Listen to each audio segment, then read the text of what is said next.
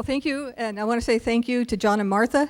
Thank you, Brian, for inviting me to be a part of this cruise seminar. This has been fantastic. I'm learning a lot, and thank you too. You've been a big supporter of women in aviation and me personally for many years, and I just want to say thank you again for all of that. Well, Mosaic. I guess we'll start out with the simple things. What does it stand for? Modernization of Special Airworthiness Certification. And I just wanted to mention, I didn't realize until the Mosaic came out, and I got thinking about this in preparation for the presentation here, that I actually started learning to fly in what would now be considered a Mosaic or light sport airplane 2.0 in a 1946 Air Coupe. So did my initial flying there, actually soloed in the Air Coupe, had a couple more hours flight after that, and my instructor came up to me after a particular lesson. He said, are you going to continue and get your license? I said, well, yeah, that's what I'm thinking I'm going to do. He said, well, we're going to have to switch you to a real airplane. I thought, what do you mean a real airplane? Well, this one doesn't have rudder pedals, it doesn't have flaps, and if you're going to go into aviation, most airplanes have those kind of devices. Well, all right, so I guess we'll have to do that. All right, so Mosaic. And let's see, the clicker, sorry, I should have asked about this earlier. The right, yay. It's also known as, all these acronyms in aviation, of course, SB-LSA 2.0 or Sport Pilot Light Sport Aircraft 2.0. And it's actually based on the 2004, so 20 years ago, Sport Pilot Light Sport Aircraft rule. I used to have two things to hold on to here. The FAA closed on the public comment period of this earlier this year, and I think it was January or February. The final ruling is expected in 2025. And what it will do is it's actually going to expand on the utility of light sport aircraft and the opportunities for sport pilots. And as Brian said also, the opportunities for you and your flight schools as well. Oh, that's going to be a hard one to read. All right. I'll just hit some of the highlights on this. If I get my copy out where I can see it. So on the light sport aircraft part of it, the current status of light sport aircraft is the class is airplanes, gliders, kit-built, lighter than air, and now with the new Mosaic, any aircraft can apply, even some helicopters. Maximum seats were 2, now we're talking 4, although still the light sport pilot can only carry 1 passenger. So even though there might be 4 seats in the airplane, you only get to fill 2 of those. The weight increased from over 1,320 pounds. Now we're talking over 3,000 pounds. Max stall speed, this was a big game changer for qualifying, was 45 knots. Now it's 54 knots for airplanes. Max airspeed was 120. Now it's well, if it's passed and everything's approved, 250 knots. Power plant currently is single reciprocating engine. The new plan will be any power plant. Propeller had to be fixed. Now they're saying any propeller, including in-flight adjustable. Commercial activities were limited to flight training. Now they've added aerial work. What does that mean? Well, it's pilot training, but also agricultural spraying, emergency medical services, law enforcement, aerial survey work. And then the alterations. Before, all the alterations had to be approved by the manufacturer or a person approved by the FAA. Now they're saying the minor alterations can be made without authorization from the manufacturer or person approved by the FAA. So lots of changes. I'm going to move ahead here. We'll get to some of the fun. I'm trying to get to some of the, oops.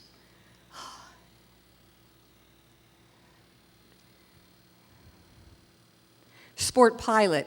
Okay, we talked about the aircraft. Now let's talk about what's happening with the pilot.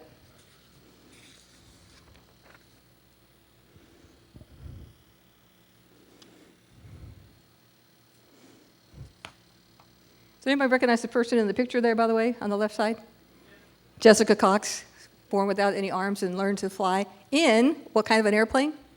An Air Coupe. Those are great airplanes. So the aircraft privileges, we mentioned about that and the height and the weight. But pilot endorsements. Now a CFI will be able to add things like a night endorsement or higher performance airplane endorsement, and we'll get into some of those specifics in just a minute. Medical, with Light Sport, now has been a state-issued driver's license. That will continue. There's one stipulation or exemption to that has to do with the night flying. Night flying was not allowed previously. It's not allowed now under Light Sport aircraft. With this new version, with the Mosaic version, night flying is an option. It's a separate endorsement. It requires an extra 3 hours, but it is a possibility. That part of Light Sport, even if Mosaic's approved, would still require a medical certificate or basic med. But other than that, the state driver's license is all that will be needed.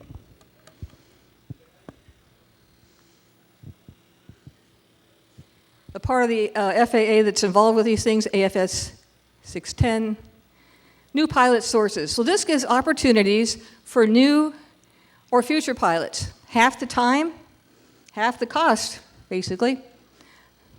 Eliminate expense and time of the medical certification, broader availability of aircraft, ability to add night, we mentioned that, and other upgrades with a flight instructor certificate.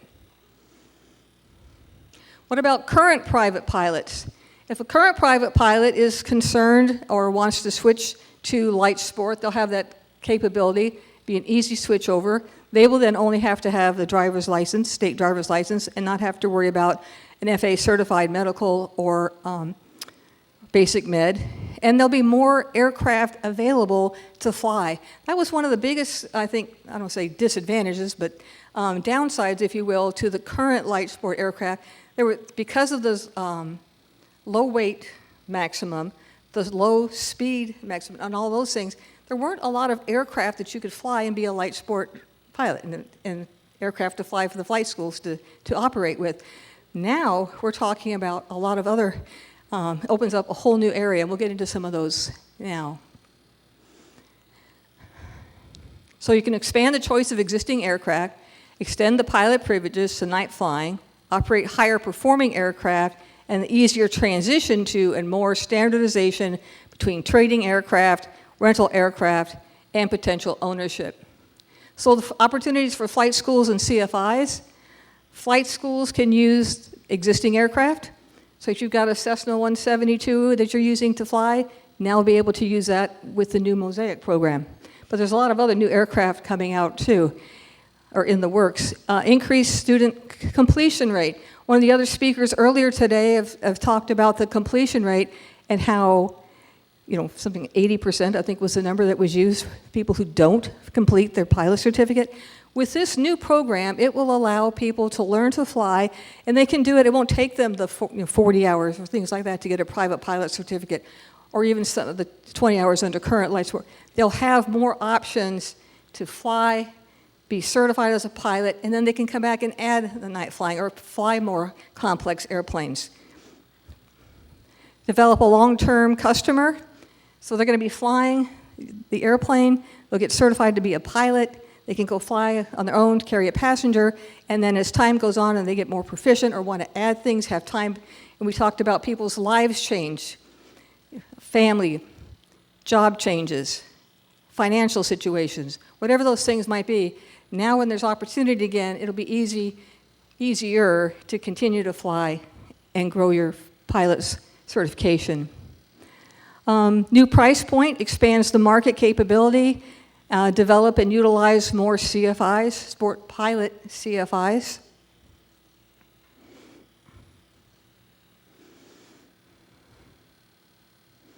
What are some reasons people give for not flying? I'm going to go off here just a little bit. There's a presentation I've given at Oshkosh numerous times for about 20 years, and it was called Everything You Wanted to Know About Learning to Fly But Were Afraid to Ask. And it always surprised me, particularly the first couple of times that I offered the forum, had a full house. I'd get people, wow, this is Oshkosh. Everybody here is already a pilot, right? No. But there's a lot of people who are interested in flying, who like to be around airplanes, but just haven't quite taken that first step yet. Or there are a lot of other people in the audience who maybe had started, and again, life things happen and they put flying off the side. Now they were interested in thinking about it again and getting started flying again. They wanted to know what the current rules and things were. What would it mean? And just a lot of people who were there with a family member. It might be a spouse, girlfriend or boyfriend. It might be a son or daughter, a grandchild. And they were there and they were interested in aviation and they wanted to know more about learning to fly. So I put this little slide presentation together. And I'm just going to share some of those slides because they kind of fit in with what we're talking about now, too, with Mosaic. So what are some of the common myths people have about what it takes to become a pilot? Well, there's things like age. You think, well, I'm too old to learn to fly. Or maybe they're too young. But anyway, usually they think they're too old to fly. Physical fitness. Can I wear glasses or contacts and fly? Some people, they're not sure. What if I take medications? Will that keep me from getting my pilot's license? Do I need superhuman strength? What if I have a disability? Another area was technical background. Man, I'm going to need to be a math major or have taken calculus or physics and engineering. I don't have that kind of a background to get my pilot's license. Oops. And as we've talked about here today also, it costs too much. Only rich people can learn to fly. It must cost tens of thousands of dollars to get your pilot's license. I mean, these are legitimate things people would bring up in these seminars even. Okay, so age. And I'm speaking to the choir, but we'll move through these kind of quick. You can take lessons at any age. You can solo an airplane, we know at age 16, private pilot certificate, age 17. But the key thing here is you can actually start flying and even logging some flying, really, at any age. And I put a couple of examples of Chuck Yeager and Bob Hoover, who obviously flew into their older ages. And Evelyn Johnson was 93 at Morristown, Tennessee. In fact, she gave me my check ride for some of my flight ratings. Was still flying as a CFI and FAA examiner at age 93. Physical fitness. Well, let's cover some of these. Do I need superhuman strength? No. What if I have a disability? Well, it may not be a problem. And again, life sport airplane capability, this Mosaic, will be an asset for this as well. Oops. Basic Med. When Basic Med came out, that was a big opening to the aviation community and people, looking for things, ways to be able to continue to fly and not have to worry about not only the expense, but also the possibility of maybe not being able to continue to fly. So Basic Med opened up some opportunities for pilots to continue to fly. Now with this Basic Med, with the Sport Pilot and the Sport Pilot 2 or Mosaic, state-issued driver's license is what's required for the Sport Pilot.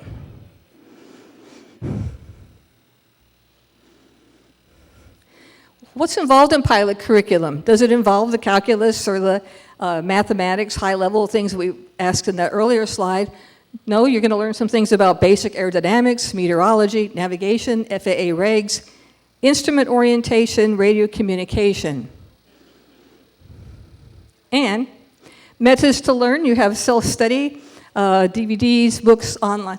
When this first slide was made, it said videos. I had to switch it to DVDs later.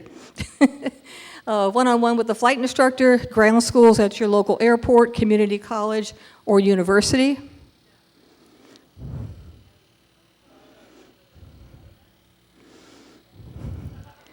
And I can't see the slide very well, but the picture in there should be the King Schools Sport Pilot course. It's pretty fuzzy, but by the way, King Schools was listed as the #1 top sport pilot certification course per an article in Flying Magazine in August of this year. One of the only ground schools to offer a program just for sport pilots.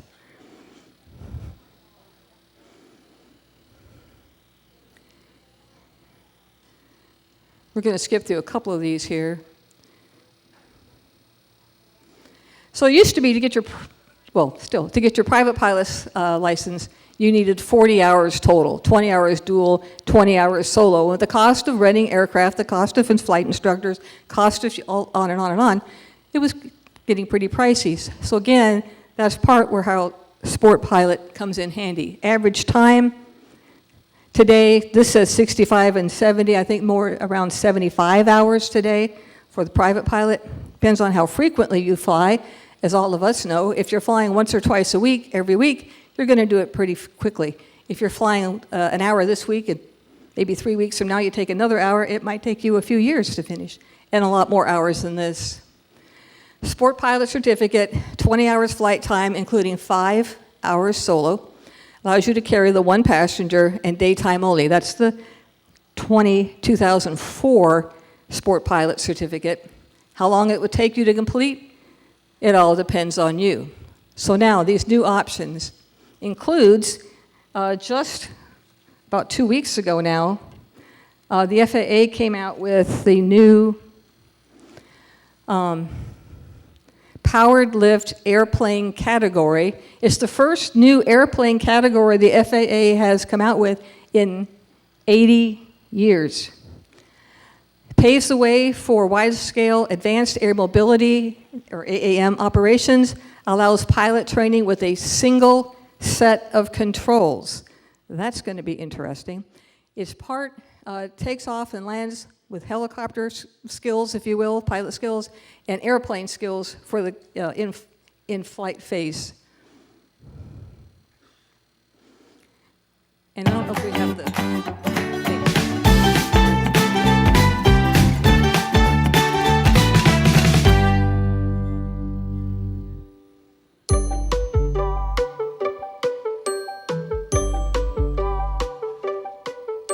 Advanced Air Mobility, or AAM, includes a wide range of aircraft with advanced capabilities to connect people and cargo more easily. To make this reality, NASA is working with industry and the FAA to develop advanced airspace management technologies. One area the NASA team is researching is future airspace design. NASA's Advanced Air Mobility mission is working to map out highways in the sky for the future airspace where existing aircraft and new aircraft will communicate clearly and fly safely in harmony. At NASA, we are collaboratively developing and testing in the field advanced air traffic management technologies that will allow new and current aircraft to safely and efficiently fly the way they want to fly. We work with partners to jointly test these new technologies at our state-of-the-art simulation facilities before we take them out to the field for testing. We can evaluate many aspects of the air traffic management system, which includes high-fidelity simulations of how our futuristic air traffic management system interacts with new and current aircraft. We are developing the system with industry and the FAA, so early feedback and years of testing and evaluation will ensure we have addressed safety and operational considerations. A future air traffic management system will be more digitally connected to improve the flow of information for improved coordination and the use of advanced technologies to enable this routine airspace access for a wide range of vehicles, both current and new. I'm excited to be part of transforming our air transportation management system to improve the way that we move throughout the country for passengers, movement of goods, and improve our communications.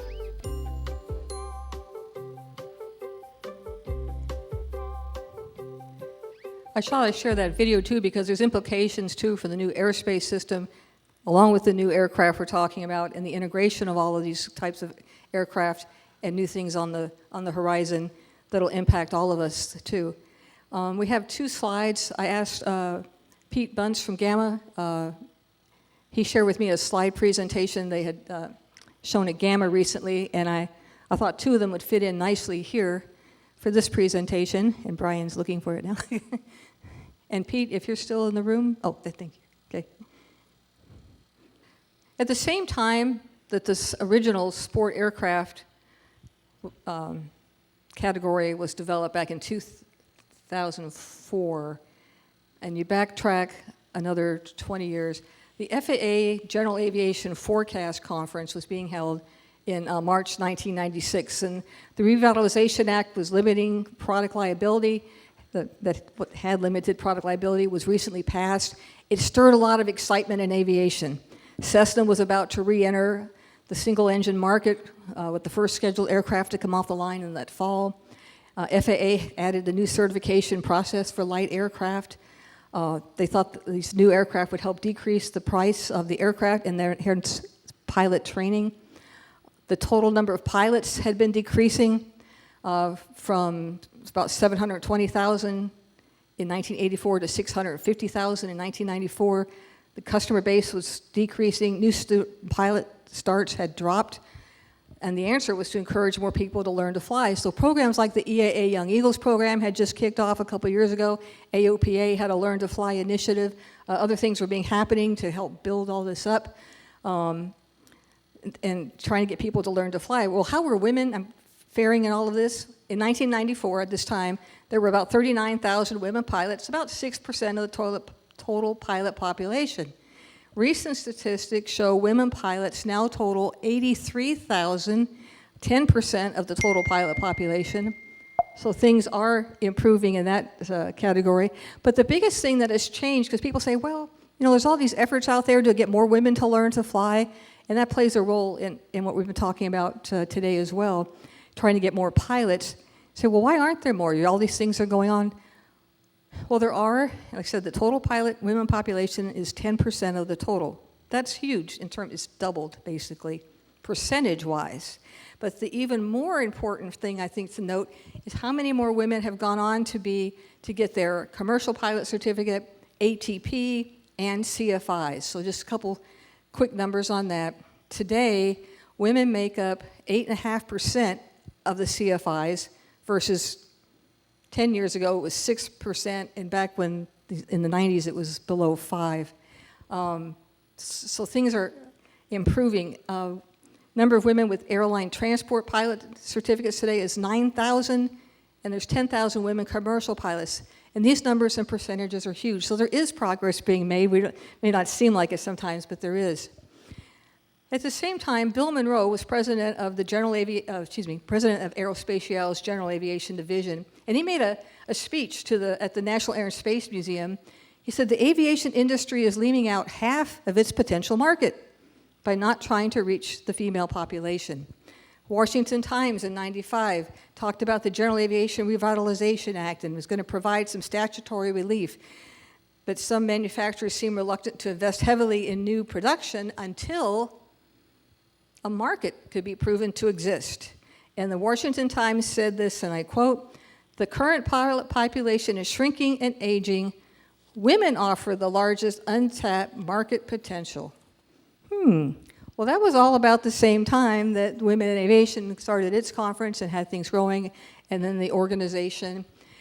And a lot of people don't realize it started because at a university with a flight training program, Embry-Riddle, both campuses, Daytona and Prescott, there were only about 4% women students. And the number of women who were leaving the campus, the retention rate was not good. And so the university was trying to go, well, how can you get these, we're trying to get women here, and then they're here, and then they leave faster than the others. And thought, well, there wasn't a lot of other women students around for them to interact with. Maybe that was part of the problem. Anyway, so that generated the idea to have a conference, bring in women from different aviation careers to speak to the students, and just start building some knowledge and contacts. That then grew into an organization that started things like a scholarship program. And John and Martha, one of those scholarship sponsors. And over 20-some years, more than $16 million in scholarships have been awarded. It was kind of funny how things can start. We had, when we announced the organization, there was going to be 2 $500 scholarships, and everybody was all excited. And then Northwest Airlines came up and said, well, that's nice. We want to help next year. And thought, well, they'd give us another few $1,000s. They said, no, we want to do an in-kind gift. And I thought, all right. A type rating. Oh, a type rating. Okay. And so they gave away a Boeing 747 type rating that year, and that kind of spurred other companies to get involved, which spurred other companies to get involved in individuals.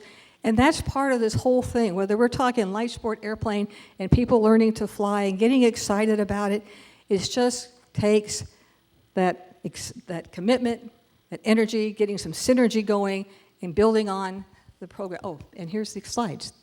Thank you. Okay, all right, thanks. Thank you, okay. And Pete, I don't know if you want to make any comment about this particular slide. That graph will show you exactly the aircraft in the proposed NPRM and what we, coordinating with EAA and ALPA, recommended, and VAI, by the way, recommended for the increase to a clean stall speed of 58 knots And you can see it captures a lot more aircraft that are very capable. And if you go one more slide, Peggy, then the next slide shows you would then be, no, back. Sorry. There, that shows you no, one more forward. Two, no, you went the wrong way. Okay, So sorry. 2 more forward, 1 more. Okay. Now that shows you what aircraft would be above the line at a 58 knot clean stall speed. So like your TTX, which is no longer in production, but the Textron TTX or the Cirrus aircraft would be above that line. But it does capture a lot of other aircraft at 58 knots that we would want to be captured in that Mosaic format. So again, the envelope for aircraft that we could all use for training would dramatically expand. Okay, thank you. I'm going to share a story, and Mary, in your presentation today, made me think about this. I grew up, actually, San Diego, California area, and left after high school. Went to a college in Tennessee, was majoring in elementary education. I was going to be an elementary school teacher. No one in my family, anything in aviation, never thought about aviation. In fact, when I went from San Diego to Chattanooga, I went on a Greyhound bus, 3 days and 2 nights on a bus. Somebody took me for an airplane ride the summer between my junior and senior year of college in that 1946 Air Coupe, and I thought this was the coolest thing I'd ever done. Got to fly an airplane. So I went for another ride a couple weeks later, got to fly an airplane. And then somebody took me up and let me actually hold the controls of the airplane, and I got to turn it and climb it, and I was hooked. I came back down and I started asking what would it take to get a pilot's license, what does it cost to rent an airplane and get an instructor and all of that, and started studying for the written and things. Well, somebody also invited me to the local EAA chapter meeting. And at the time, it was EA Chapter 150. They had about 100 members, and that was a very active chapter. They had a lot of people in there that were building home builds, or they were restoring aircraft. In fact, sometimes we'd meet at somebody's hangar or somebody's home and see the aircraft that they were building or restoring. They helped doing a lot of things with fly-ins and very active in participation. And then they were talking about going to this place called Oshkosh. I thought, Oshkosh? What's that? They said, well, it's the biggest aviation show in the world. Everybody in aviation goes to Oshkosh. Oh, I guess I got to go. So that summer, I packed a little bag, rode with some of the, about 4 or 5 of the other chapter members with them up to Oshkosh. Ended up camping with one of them and their family in a tent. And I just remember still to this day, that very first, that was 1978, and I'm walking around and like, look at all of these airplanes. And I'd run from like the Warbird section to the, aerobatic, antique classic, the North 40 parking. I just walked around looking at everything, and I was there for the whole week. I went to forums and seminars, went to the evening programs, watched Paul Poporesny pick up the trash on the ground. I mean, I was in. This was what I wanted to do. This is where I wanted to be. But I'm sitting in those chapter meetings. Part of the annual meeting was for everybody. They kind of go around, the room and back and forth, the different rows.